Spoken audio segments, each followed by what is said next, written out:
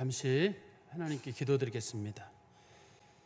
하나님 아버지, 연일 더운 날씨 가운데도 주의 성도들을 주께서 보호하시고 또 많은 비 가운데도 주께서 사람들을 지키시고 견딜 만한 정도의 어려움만 주시고 하나님 앞에 서게 하시는 것 참으로 감사합니다. 하나님 아버지, 주의 자녀들이 늘 하나님을 가까이 하는 복을 누리도록 하시고 그 복의 가치를 잊지 아니하도록 하나님 항상 붙잡아 주시옵소서. 또 오늘 특별히 하나님 앞에 찬양을 올려드린 여정들을 하나님께서 기억하시고 하나님 앞에 참 간절한 마음으로 찬양을 드리오니 하나님 받아 주시옵소서. 예수 그리스도의 이름으로 기도하옵나이다. 아멘. 우리 오늘 읽었던 사무엘상 22장 11절부터 마지막 절까지 말씀을 통해서 도액이 제사장들을 죽임이라고 하는 제목으로 하나님 말씀을 전하겠습니다. 이 말씀이 이제 앞부분에서 시작되는 연결고리가 있기 때문에 제가 앞에 있는 말씀이 좀 길긴 합니다만 조금 설명을 좀 드리겠습니다. 다윗이 사울을 피해가지고 이제 가던 길에 마땅히 들를 데가 없어서 놉이라고 하는 제사장들이 살고 있는 지역에 가서 그 성막에서 아히멜렉이라는 제사장으로부터 진설병하고 그다음에 골리앗의 칼을 받고 그 지역을 거기서 받고 거기서 이제 가드로 망명을 떠나는 일이 있었습니다. 그러니까 다윗이 보기에는 그 자기를 도와줄 수 있는 사람이 원래는 사무엘밖에 없었는데 사무엘한테 같이 있다가 거기서 이제 이미 발각이 됐었기 때문에 사무엘과는 더 이상 있을 수가 없어서 할 수 없이 이제 그 놉 제사장 쪽으로 온 거였거든요. 그래서 거기 왔다가 다시 이제 다윗이 거기서 떠나가지고 이제 가드에 가서 아기스라고 하는 그 가드 왕 아기스에게 가서 거기서 좀 생활을 하려고 했는데 신분이 들통이 났습니다. 그래서 거기서 이제 바보인 채 하고 겨우겨우 살아나가지고 다시 유다 땅으로 들어와가지고 아둘람 굴이라고 하는 곳에 들어왔어요. 우리가 이제 아둘람 굴이 어딘지는 정확히는 모릅니다. 그렇지만 짐작이 되는 것은 가드라고 하는 지역이랑 아둘람 지역이 아마 경계선 어디쯤으로 우리가 보고 있습니다. 그래서 다윗이 아둘람 굴에 들어가니까 다윗의 형제들, 그 다음에 이제 부모님들, 그 다음에 온 집안이 그리로 왔습니다. 그리고 그 시대 그 지역의 사회적 약자들이라고 불려지는 사람들, 소위 환난당한 사람들이라고 불려지는 사람들, 그 다음에 빚진 모든 사람들, 남의 집에 종이 됐다가 이제 도망 나온 사람들, 그 다음에 마음이 원통한 사람들, 자신의 원통하고 억울한 일들을 풀 수 없는 그 사람들이 다윗에게 가서 다윗과 함께 머물게 됐는데 처음에 다윗이 혼자 떠났었거든요. 이번에 숫자가 400명이나 됐습니다. 400명이 됐다는 얘기는 움직임이 쉽지 않다는 뜻일 거예요. 거기는 이제 노인들도 들어있고 여자들도 들어있고 아이들도 들어있기 때문에 그렇습니다. 그 다윗이 생각하기를 우리가 이제 짐작만 하는 거예요. 정확하게는 모릅니다만 아마 그 중에서 나이가 제일 많은 사람이 다윗의 아버지 이새였던 것 같아요. 그렇기 때문에 다윗이 생각하기를 우리가 어떻든 간에 움직여야 되는데 가장 걸리는 게 자기 아버지랑 어머니가 걸리니까 다윗이 자기의 그 증조 할머니 룻기의 그 룻이 증조 할머니 있잖아요. 룻이 살던 지역 모압으로 가가지고 모압 왕에게 가서 부탁을 합니다. 그때 그 도시 지역이 이제 모압 미스베라고 불려지는 곳에 가서 내가 지금 하나님께서 내게 어떻게 하실지는 잘 모르겠다. 하나님께서 분명히 나한테 어떤 확답을 줄 때까지만 우리 좀 부모님을 좀 돌봐달라. 그렇게 부탁을 했어요. 근데 모압 왕이 그렇게 머물러라. 당신 부모도 여기 머물고 당신도 머물러라. 다윗도 이제 같이 부모랑 같이 거기 머물러 있었거든요. 모압 미스베. 그때 다윗과 함께 항상 같이 다니던 선지자 중에 갓이라고 하는 선지자가 있어요. 우리가 다윗을 보면은 크게 선지자 2명이 있거든요. 하나는 다윗에게 이렇게 그 사적인 주로 예언을 해주는 사람이 갓이라고 하는 선지자가 있고 국정에 관련된 중요한 사건을 얘기해주는 선지자 중에는 나단이라고 하는 선지자가 있었거든요. 우리는 대부분 이제 나단에 대해서는 많이 아는데 갓에 대해서는 좀 익숙하지 않죠. 근데 어떻든 간에 갓이라고 하는 선지자가 당신 여기 모압 미스베에 있으면 안 된다. 빨리 돌아가라. 이렇게 얘기를 했습니다. 유다 땅으로 빨리 돌아가라고. 왜냐하면 지금 나머지 사람들, 부모를 제한 나머지 사람들은 지금 그 아둘람 굴이나 이런 헤렛 수풀이라고 하는 곳에서 상당히 어려움을 겪고 그들의 근거지 은신처가 노출된 거로 보이거든요. 근데 다윗은 여기 부모님 돌본다는 이유로 거기 머물러 있게 되니까 백성들로부터 마음이 떠나는 거예요. 백성들의 마음이 떠나는 겁니다. 다윗에게서.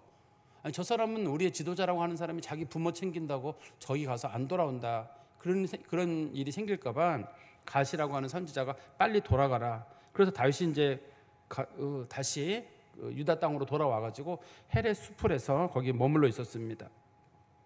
그때 이제 그 다윗이 거기 그 헤레 수풀에 돌아왔을 때 그때 이제 마침 그 사울 왕이 자기 신하들을 불러가지고 여러 가지를 물어봤어요. 아니, 다윗이 이렇게 지금 헤레 수풀에서 이렇게 저기 살아 돌아다니고 있는데 왜 아무도 그동안 다윗의 근거지에 대한 얘기를 안 했느냐? 저 사람들의 무리가 400명이 될 때까지 왜 아무도 정보를 내게 주지 않았느냐?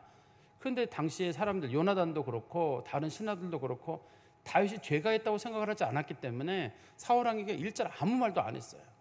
근데 그때 그 다윗이 그 노베에 있던 그 아히멜렉에게 거기서 진설병하고 칼을 받아서 갈 때 거기 있던 사람 중에 사울의 소위 목자장이라고 불려지는 군인 지휘관입니다. 그 지휘관 중에 한 사람인 에돔 사람 도액이라고 하는 사람이 그걸 지켜보고 있었잖아요. 그 지켜보고 있던 사람이 사울 왕에게 얘기를 했습니다. 내가 보니까 다윗이 거기서 세 가지 일을 하는 걸 내가 봤다. 첫 번째, 아히멜렉이 그에게 진설병을 주더라. 제사장만 먹는 진설병을 주는 걸 내가 봤다. 그리고 골리앗에 칼을 주는 것도 내가 봤다.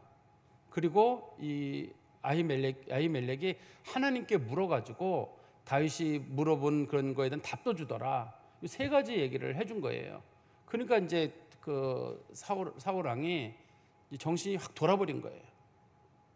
아니, 이 사람이 지금 나한테 이런 식으로 배신을 하느냐. 제가 지난번에도 말씀드렸었는데 14장 3절인가 가면 요 아히멜렉의 동생이 아히야거든요. 아히야는 사울 왕의 제사장이에요. 사울만 집중적으로 맡아서 사울 왕에게 하나님의 뜻을 알려주는 사람이 아히야거든요. 이제 그 사람이 아히멜렉의 동생이에요. 어떻든 간에 집안끼리 서로 좀 연결이 돼가지고 서로 도와주고 있는 그런 상황인데 자신을 배신했다고 여겨져가지고 그 사람들을 전부 다 잡아와라 이렇게 얘기를 했습니다. 근데 오늘 본문에 보면 사울이 그 잡아온 제사장들 전부를 죽이게 되거든요. 제사장들만 죽이는 게 아니라 제사장들의 가족도 죽이고 제사장들의 가축까지도 싹 죽입니다. 그리고 이제 딱 한 명 아비아달이라고 하는 사람 한 사람만 겨우 살아남는 거예요. 하나님께서는 항상 등불을 끄지 않기 때문에 다 죽여도 남는 자가 있어요. 항상 남은 자는 남겨주시거든요. 그래서 아비아달이 살아남은 거지만 실제적으로는 그 사울 왕이 모든 제사장들을 완전히 다 죽이려고 하는 그런 일이 있었던 겁니다. 우리 한번 성경 말씀 보실까요? 11절에 보시면 왕이 사람을 보내어 아히두베 아들 제사장 아히멜렉과 그의 아버지 온 집 곧 노베에 있는 제사장들을 부르매 그들이 다 왕께 이른지라. 지금 사람들을 보내가지고 제사장들을 데려오라고 했거든요. 근데 이 아히멜렉만 데려온 게 아니라 여기 보면 데려온 사람들이 누구누구를 데려왔냐면 아히멜렉을 데려왔고 지금 직접적으로 관련된 사람이 아히멜렉이잖아요. 그 사람을 데려왔고 두 번째는 그 아버지 아히둠의 온 집 사람들, 그러니까 제사장과 관련된 모든 사람들을 같이 데리고 왔습니다. 거기로 데리고 와가지고 그들이 왕 앞에 전부 오게 됐거든요. 그러니까 제사장들은 전부 남자들입니다. 당시에 여자들은 오지 않았던 거로 보여요. 남자들만 여기로 왔습니다. 그래서 12절에 보시면 사울이 이르되 너 아히두베 아들아 들으라 대답하되 내 주여 내가 여기 있나이다. 지금 이제 아히두베에 대해서 상당히 좀 이렇게 하대하는 듯한 그런 표현을 쓰게 되는데요. 당시에는 제사장들 그 아히두비나 혹은 아히멜렉이나 이런 사람들에게 상당한 예의를 갖추는 게 기본적인 원칙이거든요. 근데 상당히 하대하고 있다는 얘기는 사울의 영적인 상태를 우리가 볼 수 있습니다. 그리고 13절에 사울이 그에게 이르되 내가 어찌하여 이새의 아들과 공모하여 나를 대적하여 그에게 떡과 칼을 주고 그를 위하여 하나님께 물어서 그에게 오늘이라도 매복하였다가 나를 치게 하려 하였느냐 하니. 지금 사울은 아히멜렉에게 죄를 묻는데 지금 다윗을 무슨 죄로 몰았냐면 쿠데타의 죄를 지금 몰고 있는 거예요. 사실 다윗은 무슨 쿠데타를 벌린 게 아니잖아요. 우리가 앞부분을 기억하는 게 뭐냐면 다윗이 왜 갑자기 이렇게 쫓기게 됐나요?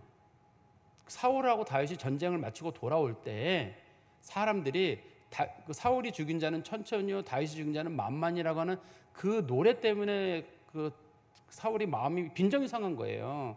그래가지고 왜 나한테는 천천히고 다윗에게는 만만이라는 걸 돌리느냐. 결과적으로 저 사람이 정권을 잡으려고 하느냐. 시기심에서 이게 시작된 거거든요. 다윗이 무슨 정권을 잡는다든지 쿠데타를 일으킨다든지 그런 게 없습니다.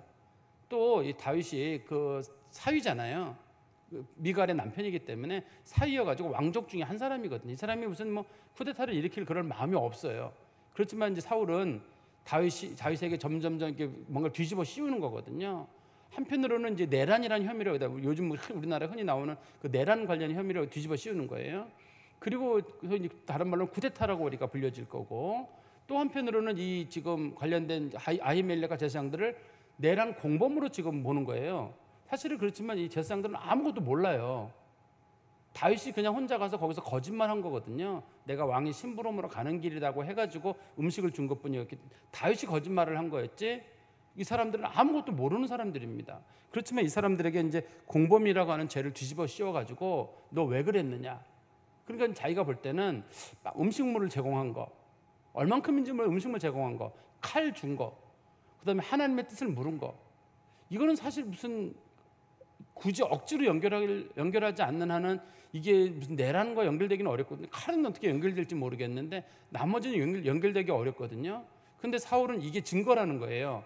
이런 세 가지 증거가 있는데 너 왜 그랬느냐라고 물어보는 거예요. 그때 14절입니다. 아히멜렉이 왕에게 대답하여 이르되 왕의 모든 신하 중에 다윗과 같이 충실한 자가 누구인지요?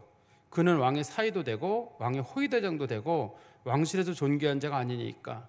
아히멜렉이 다윗을 변호하면서 하는 말이, 다윗이라고 하는 사람이 정말 왕에게 내란을 일으킬 만한 사람입니까? 한번 생각해 보라는 거예요.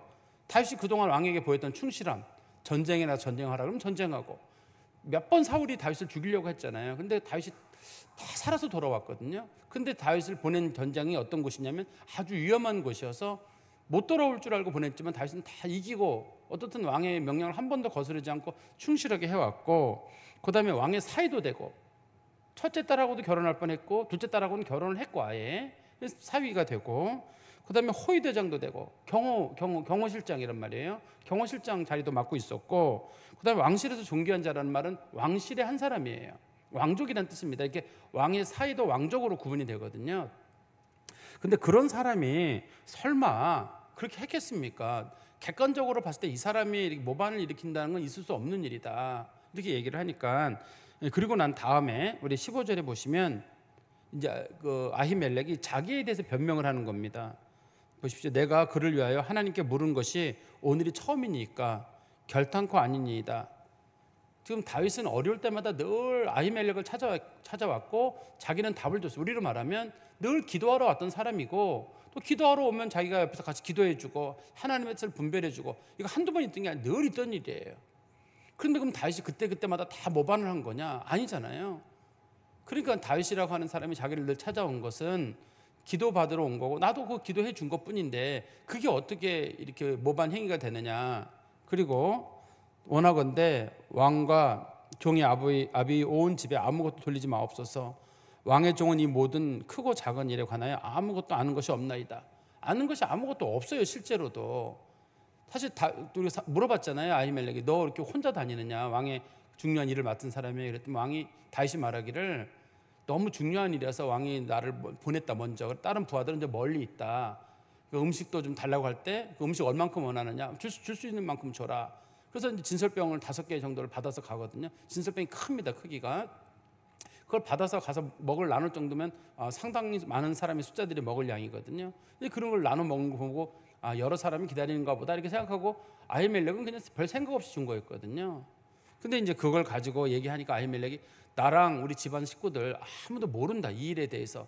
특히 아히멜렉은 조금이라도 알 수 있을 수도 있어요. 짐작하기를 왜 혼자 왔지 했지만 나머지 제사장들은 다른 업무를 하고 있었기 때문에 나머지 제사장들은 다윗을 본 적도 없어요. 근데 전부 다 지금 다 잡아와가지고 이 사람들을 신문하고 있는 거거든요. 그때 16절입니다. 왕이 이르되 아히멜렉아 내가 반드시 죽을 것이요 너와 내 아비 온 집도 그러하리라 하고, 반드시 죽을 것이란 말은 사형 언도를 내렸다는 뜻이에요. 너희들은 모두 사형이다. 아무도 피하지 못한 너희 집안 모든 식구들은 사형을 당할 것이다, 이렇게 얘기를 했습니다. 그리고 나서 사형 언도를 내린 다음에 17절에 왕이 좌우의 호위병에게 이르되 돌아가서 여호와의 제사장들을 죽이라. 그들도 다윗과 협력하였고 또 그들이 다윗이 도망한 것을 알고도 내게 알리지 아니하였음이니라. 하나 왕의 신하들이 손을 들어 여호와의 제사장들을 죽이기를 싫어한지라. 옆에 있는 호위병들에게 돌아가라고 말했을 때, 여기 돌아가라는 말의 뜻이요, 어떤 분들이 돌아가라는 곳이 노비라는 지역에 가가지고 거기서 제사장들을 잡았다 이렇게 보기 쉽거든요. 그렇지만 우리 앞부분에 11절에 보시면 다 잡아왔다고 돼 있잖아요. 11절에 다시 보세요. 왕이 사람을 보내어 아히두베 아들 제사장 아히멜렉과 그의 아버지 온 집 곧 노베에 있는 제사장들을 부르매 그들이 다 왕께 이른지라 이렇게 돼 있잖아요. 그러니까 이 사람들이 감옥에 있었을 거예요. 그 사울 왕이 끌려와가지고 감옥에 있었고 지금 그 중에서 아히멜렉 한 사람만 잡아가지고 신문을 하고 있었던 거거든요. 아히멜렉이 신문을 들은 다음에 그 사울이 책임을 물어 사형 언도를 내리게 된 거거든요. 그 사람들 그들에게 그럼 죄목이 뭐냐? 두 가지 죄목이에요. 하나는 다윗과 협력했다. 협력한 적도 없는데 협력했다는 게 죄를 거기다 물은 거고, 그 다음에 두 번째는 다윗이 도망한 것을 알고도 알려주지 않았다. 정보를 자기에게 알려줬어야 되는데 정보를 알려주지 않았다. 사실 제사장들 같은 경우는 정보를 알려주지 않거든요. 일반적으로 누가 어떤 일을 당했을 때 그 정보를 알려주지 않잖아요. 그걸 모든 걸 알려준다 그러면 어떻게 사람들이 얘기를 할 수가 있어요. 만약에 여러분들이 목회자들에게 어떤 얘기를 했을 때 목회자들이 글쎄 말이야 뭐 이거 다 얘기를 해주나요? 지금 요즘은 좀 그게 덜한데 과거에 이제 남미에 남미는 주로 이제 가톨릭이 많잖아요. 가톨릭이 많은데 가톨릭 그 신부님들이 정권하고 이렇게 연결된 경우가 있어요. 근데 가톨릭은 원칙적으로 모든 가톨릭 교도는 1년에 한 번씩은 최소한 고해 성사를 하게 돼 있어요. 그러니까 그들이 정치적으로나 무슨 나쁜 죄를 저질렀을 경우에 이제 신부님 앞에 가가지고 사실은 내가 정치적으로 이런 수를 썼습니다라고 얘기를 할 거고, 또 신부도 물어볼 거 아니에요. 혹시 뭐 지난 한 해 동안에 나쁜 짓 한 게 없느냐? 내가 뭐 사람 죽이고 암살했습니다. 죄를 고백하게 돼 있거든요. 그 정보를 수집해가지고 정부해 준 사건이 있었어요. 남미에서. 그래서 그 사건 때문에 많은 그 정치인들이 죽는 일이 생기게 됐었거든요. 또 그러고 난 다음에 다음 정권을 잡은 사람들은 신부들이 그거를 좀 정보를 공개했다고 해가지고 또 신부들을 죽이는 사건이 있었고, 이게 이제 근데 원칙적으로는 가톨릭도 신부들이 어떤 정보가 들어왔을 때 그걸 알리지 않을 의무가 있어요. 아무리 고문을 하더라도. 근데 사실 이 본문에서도 보면은 아히멜렉은 자신을 찾아와서 누가 무슨 말을 했든 간에 그걸 알려서는 안 되는 그런 의무가 있거든요. 근데 여기서는 지금 알리지 않았다는 거. 두가 하나는 협력했다는 거, 두 번째는 정보를 주지 않았다는 거. 그걸 가지고 이제 다윗을 죽이라고 이제 명령을 했는데 옆에 있는 사람들은 제사장을 못 죽여요. 성경 어디서도 앞부분에서는요. 이제 사울이 이르고 나서부터는 제사장들을 죽이는 일이 나오지만 앞부분에 아무리 세상이 타락하고 뭐 사사기가 어쩌고 저쩌고 해도 이스라엘 백성이 제사장을 죽이는 일은 없어요. 홈리와 비나스가 그 무지막지한 죄를 저질렀잖아요. 홈리와 비나스를 쫓아낸다든지 홈리와 비스를 죽여야 된다든지 그런 얘기를 한 사람도 없어요. 한 사람도. 이 지금 여기서 말하는 이 사람들, 지금 사울과 관련된 도액과 관련된 여기서는 지금 책임을 물어 사형 언도를 내리고 지금 이제 무자비하게 죽인단 말이에요. 이제 영적으로 사울이 얼마나 악한 사람인지를 우리가 짐작할 수 있는 거예요. 우리가 보통 사울이 영적으로 문제가 생겼을 때 제일 먼저 어떤 일이 있었냐면 사무엘이 그랬었거든요. 아무리 어려운 일이 있더라도 내가 7일 뒤에 갈 때까지는 절대 제사를 먼저 드리지 마라. 근데 사울이 보니까 너무 위기에 놓인 거예요. 나라가. 사울은 안 오고. 그래서 급한 마음에 먼저 제사를 드렸거든요. 그러면 사무엘이 와가지고 왜 그랬냐고. 조금만 기다리지. 그랬더니 사무엘이 하는 말이 아니 저기 다 포위하고 공격을 하고 당신은 정한 날짜가 돼도 안 오는데 내가 어떡하느냐. 그래도 기다렸었어야 되는데 그것 때문에 처음에 사울이 하나님 앞에 버림을 받게 되거든요. 두 번째 하나님 한 번 또 기회를 줬거든요. 그때는 어떤 경우냐면 아말렉 족속들에 대해서 하나님께서 아말렉 족속을 반드시 멸하라 그랬어요. 그런데 사울이 아말렉 족속을 멸하다가 중간에 좋은 동물들을 살려두고 아말렉 왕 아각을 살려두는 일이 있었거든요. 그래서 이제 사무엘이 물어봤어요. 며칠 때 와가지고 아니 저 동물의 소리와 이거 아각이 살아니까 어떻게 된 거냐 했더만 사실은 나쁜 건 다 죽이고 좋은 거는 하나님께 드리려고 남겨놨습니다. 이 좋은 거 하나님께 드린다고 하니까 사무엘이 말하기를 하나님께서 언제 기름 달라고 했습니까? 언제 제물 달라고 했느냐? 순종이 제사보다 낫다고 말씀하지 않았느냐? 그래서 하나님께서 왕을 버리시고 이 나라를 왕보다 더 좋은 사람에게 주시기로 하셨습니다. 이렇게 얘기를 했거든요. 그게 사울이 버림받은 사건이에요. 근데 오늘 본문 사건을 보면 하나님께서 사울이라는 사람의 마음속에는 저런 마음이 들어있는 거예요. 구약 성경 어디에도 이렇게 악한 사람이 없어요. 우리는 그냥 사울 그러면 다윗과 골리앗 사건의 어떤 사건, 키 큰 사람, 또 정권 문제에서 다윗을 잡으려고 굉장히 애를 썼던 사람, 뭐 그 정도 우리가 기억하고 있거든요. 근데 사울이라고 하는 사람의 그 마음속에 권력욕이라는 게 들어가니까 그 잔인함이 생기는 거예요. 그리고 그 사람이 가지고 있는 태도에 대해서 하나님께서도 보시기에 쟤는 안 된다.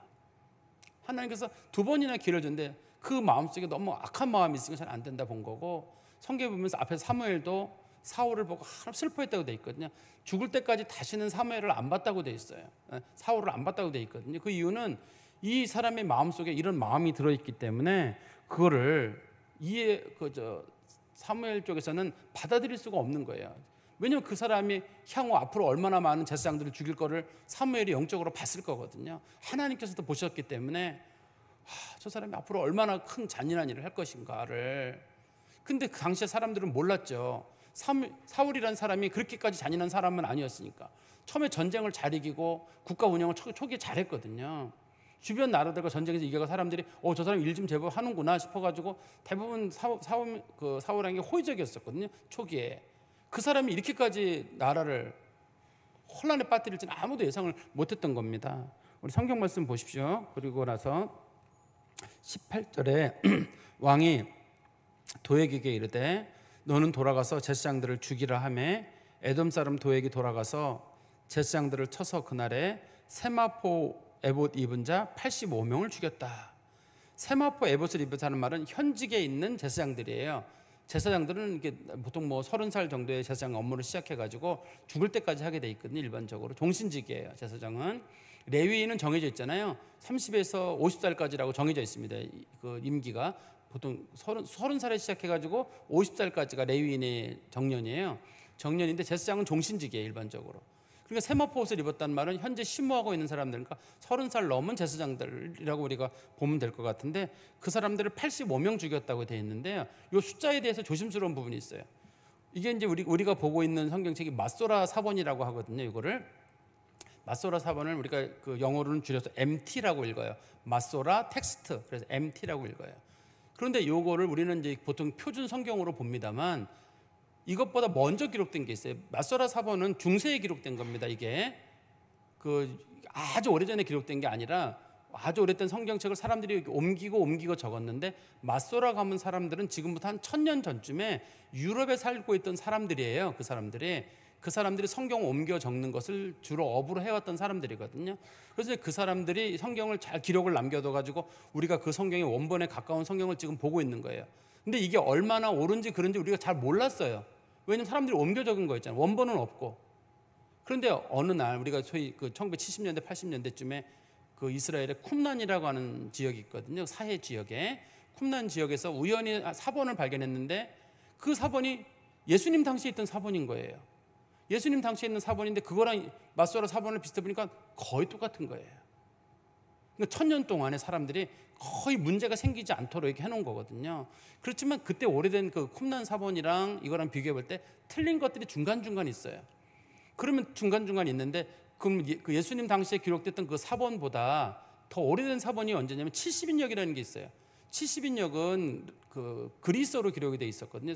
기원전 2세기경 예수님 태어나시기 한 200년쯤 전에 기록돼 있는데, 그때 당시에 그 히브리어를 쓰는 사람들이 별로 없고, 그래가지고 그 장로들이 모여가지고 또 알려져 있기를 70명의 장로들이 모여가지고 성경을 우리 그러면 그리스어로 번역을 합시다. 그래서 그리스어로 성경을 번역한 성경이 있어요. 예수님은 이 70인역을 사용했어요. 예수님께서는 이 70인역을 사용했기 때문에 이 70인역을 무시할 수도 없어요. 우리는 주로 이 마소라 텍스트라고 불려지는 이 성경을 기본 원본으로 삼고 있습니다만, 그러나 때로는 70인역도 잘 중간중간에 우리가 활용을 해야 되거든요. 근데 70인역에는 305명이 죽였다고 돼 있어요. 이게 그 305명이 죽었다고 돼 있고, 또 예수님 당시에 살았던 역사학자 중에 요세푸스라고 하는 사람 있잖아요. 요세푸스는 어디서 기록을 찾았는지 모르겠는데 그 사람은 385명이 죽었다고 기록을 하고 있어요. 근데 요세푸스는 그냥 역사가니까 그 사람의 얘기는 뭐 무게를 두지 않더라 할지라도 70인역에서 305명이라고 말하고 있는 것도 가볍게 볼 수는 없고, 여기 또 85명이라고 하는 것 둘 다 가볍게 볼 수는 없거든요. 우리는 이 둘 중에 하나가 가장 적합한 답이겠다, 그 정도로 생각을 할 수 있을 것 같습니다. 그런데 이제 70인역에서 말하는 거를 우리가 더 신뢰를 둔다고 보면 그때 죽었던 사람들이 심오했던 제사장들뿐만 아니라 그 가족들 전체를 포함한다 그러면 아마 더 이해가 쉬울 것 같아요. 왜 그러냐면 성경 말씀에 보세요. 19절에 보시면 제사장들의 성읍 노베 남녀와 아이들과 젖 먹는 자들과 소와 낙의 양을 칼로 쳤더라.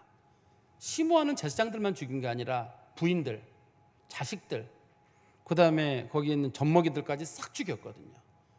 그러니까 이 사울이라고 하는 사람이 얼마나 극한 분노를 가지고 있는 사람인지를 우리가 알 수 있잖아요. 여러분 이걸 단순하게 정치적인 문제로만 볼 수 있나요? 이거 그냥 분노에 찬 문제로만 볼 수 있을까요? 이 영적인 문제 아닐까요? 어떻게 제사장을 함부로 죽여요?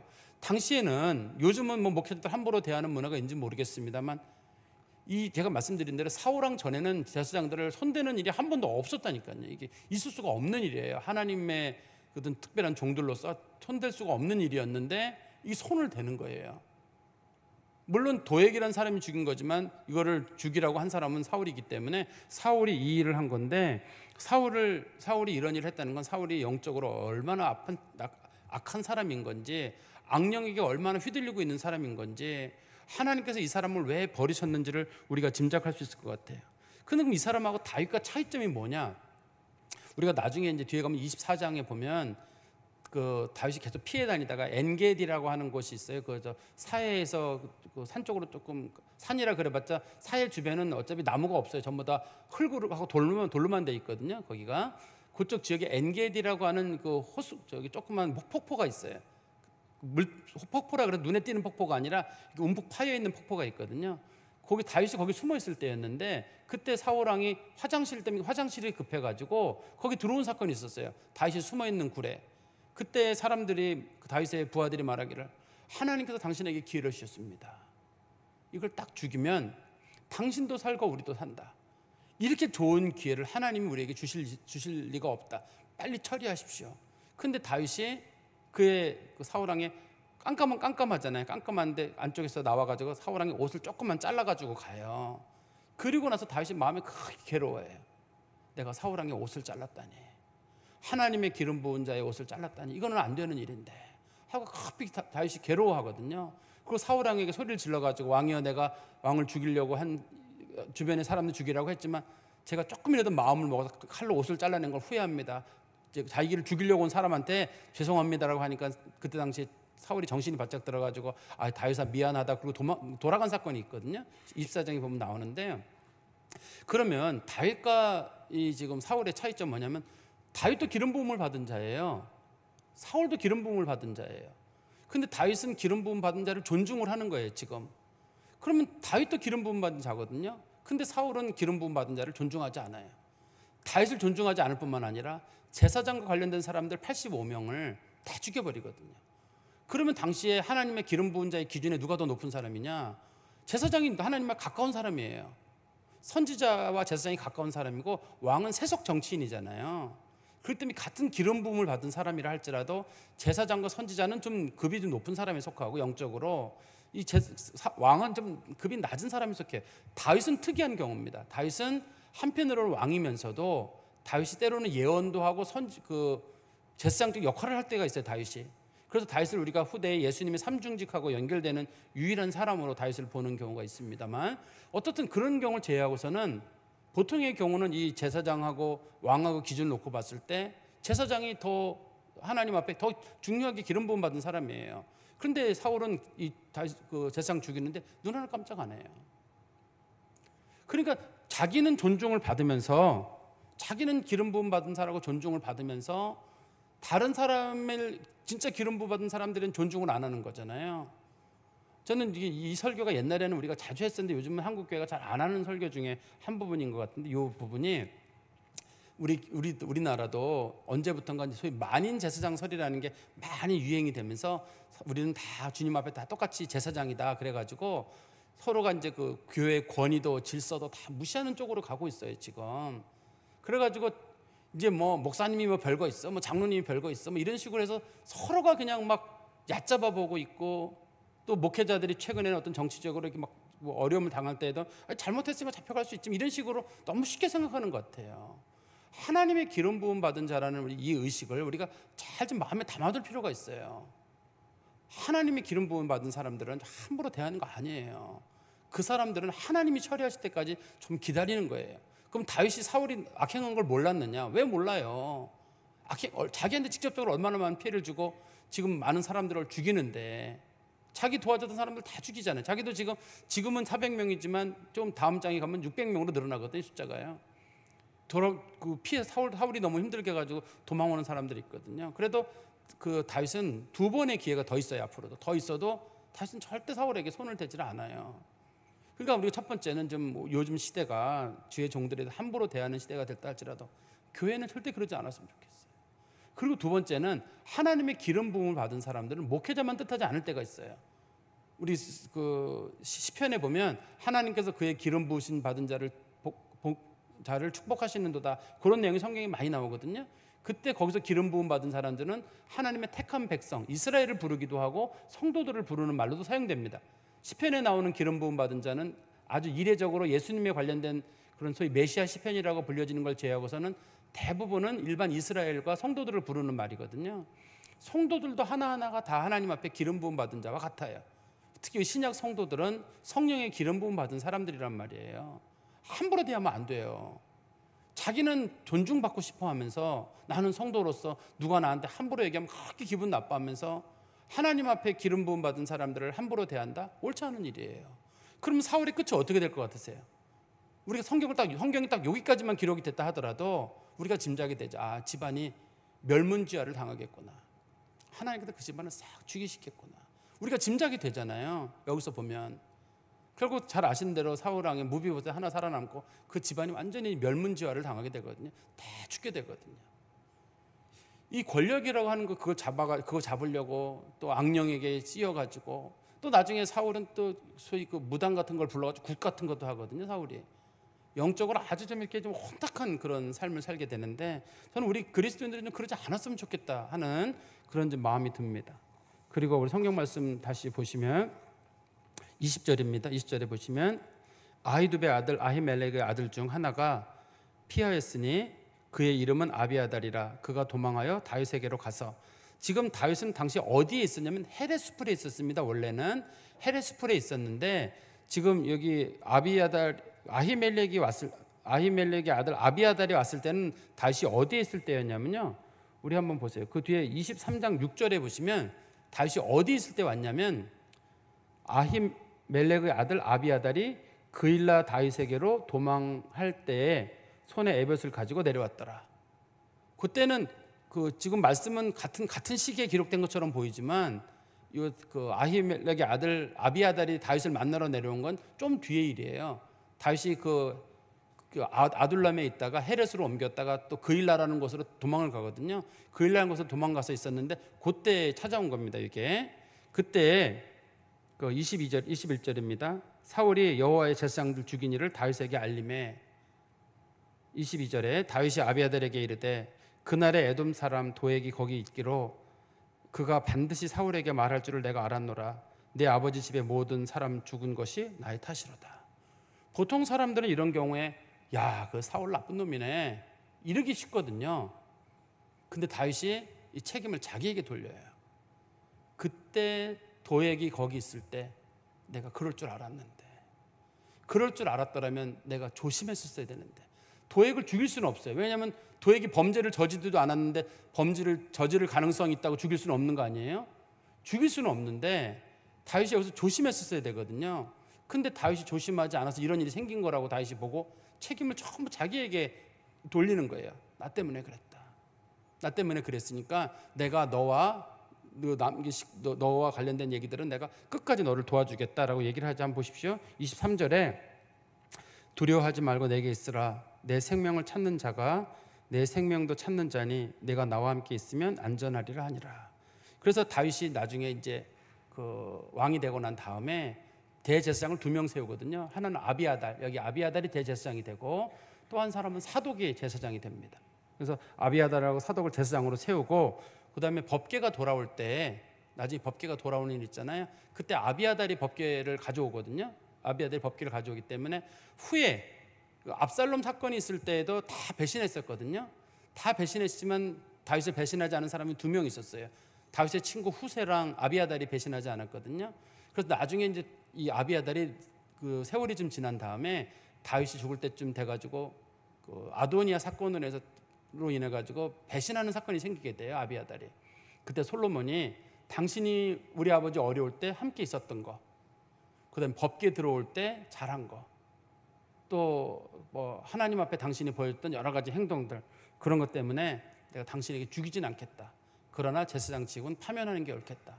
그래서 솔로몬이 죽이지는 못하고 솔로몬이 당시에 모반을 일으킨 게 분명한 사건이었거든요. 아도니아 사건이. 그렇지만 이제 그냥 해고시키는 거로 끝나는 사건이 있었습니다.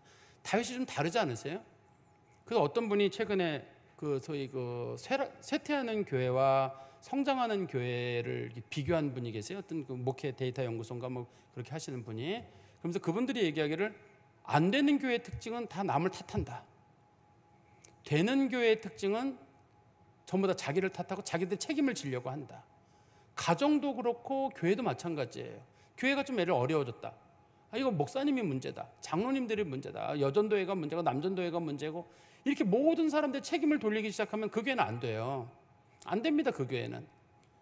이거 내 책임이구나. 내가 이 문제를 풀어야 되겠다. 어떻든 목회자인 저는 목회자의 책임이다. 내가 문제를 풀어야 되겠다. 또 장로님들께서는 이거 장로님들의 문제다. 우리가 열심을 내야 되겠다. 이래야지. 요즘 젊은 것들이 말이야 일을 안 하고 말이야. 뭐 여전도회 분들은 우리 여전도회 열심히, 남자들은 안 하고 말이야. 이러면 교회가 안 돼요. 그러니까 혹시도 여러분 마음속에 우리 교회가 또 예를 들어서 좀 정체된 느낌이 든다. 잘 안 된다 그럴 때 도대체 누구 책임이냐 그럴 때 목사님 책임이죠. 맞죠. 자기 지도자 책임을 당연히 제가 져야 될 일이죠. 그렇지만 누구에게 자꾸 책임을 돌리거나 탓을 하게 되면 안 돼요. 그게.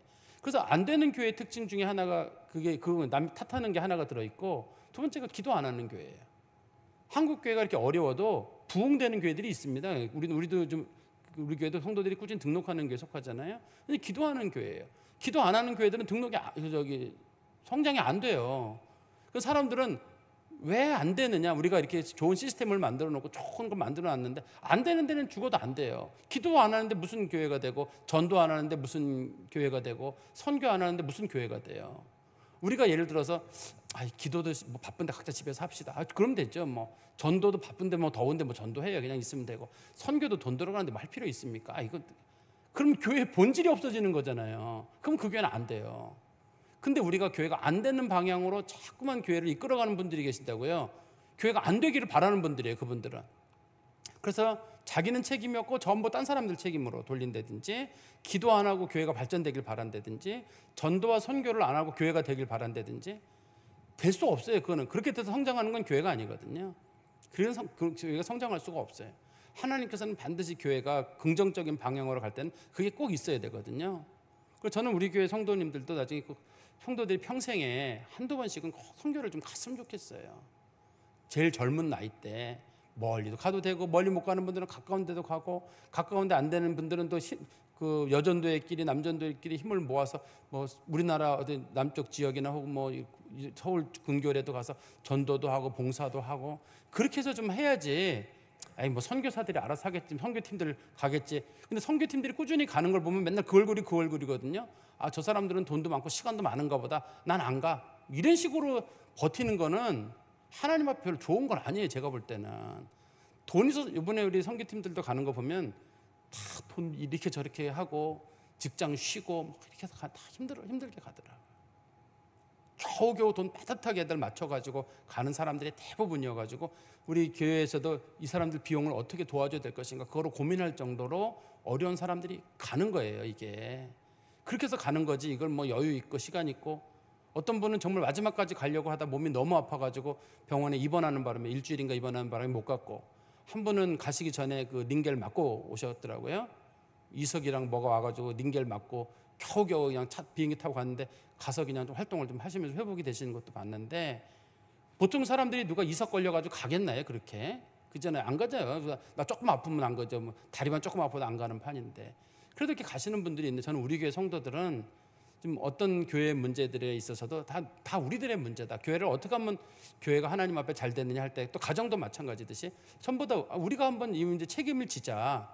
책임을 지고 우리가 한번 교회를 긍정적인 방향으로 해보자. 그러면 교회가 가장 긍정적인 방향은 뭐냐? 교회의 모든 문제들을 우리들의 문제로 받아들이는 거. 목회자들은 복음을 잘 선포하는 걸 거고, 그다음에 한편으로는 전도나 선교나 뭐 봉사나 구제나 이런 것들을 교회가 꾸준히 하는 거죠. 그게 좋은 교회가 나아가는 방향이지. 그렇지 않고 교회가 부흥한다? 부흥하면 뭘 하나요 도대체? 그렇게 해가지고 몇천 명이 되면 뭐하고 몇만 명이 되면 뭐래요 교회가. 그렇게 해가지고 그 목표 몇천 명이 되고 몇만 명이 되는 목적은 그걸 통해서 또 다른 구원의 백성들을 전도할 수 있고 선교해야 된다는 그거를 감당하려고 하는 거지. 몇천 명 몇만 명 돼가지고 돈 쌓아놓고 뭐 우리 교회가 규모가 크된다 뭐 위례에서 어떻대더라 그거 자랑하려고 교회가 커질 필요는 없잖아요.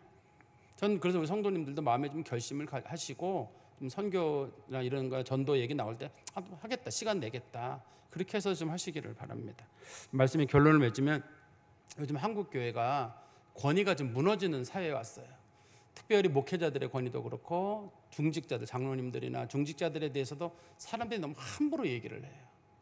제가 옛날에 그 유학할 때 시기였는데 어느 날 신문에 크게 나왔어요. 신문에 어떻게 하나님의 사람에게 이런 일이 이게 신문의 그 헤드라인이에요. 어떤 사건이냐면 근데 그때 신문이 나올 당시에는 그 어떤 목사님께서 차를 타고 가시다가 목사님도 없어지고 차도 없어졌어요. 생각하기를 아무래도 이게 이제 깽단이나 이런 사람들이 목사님을 납치해서 가고 차도 갔나 보다. 세상이 아무리 위험하고 그래도 어떻게 목사님을 잡아갈 수 있고 목사님 차를 훔쳐갈 수 있느냐. 세상 말세다. 그게 이제 신문의 메인 타이틀이었어요. 저도 생각하기를 이 나라가 희망이 있다 생각했는데 나중에 보니까 그 목사님의 자작극이었어요.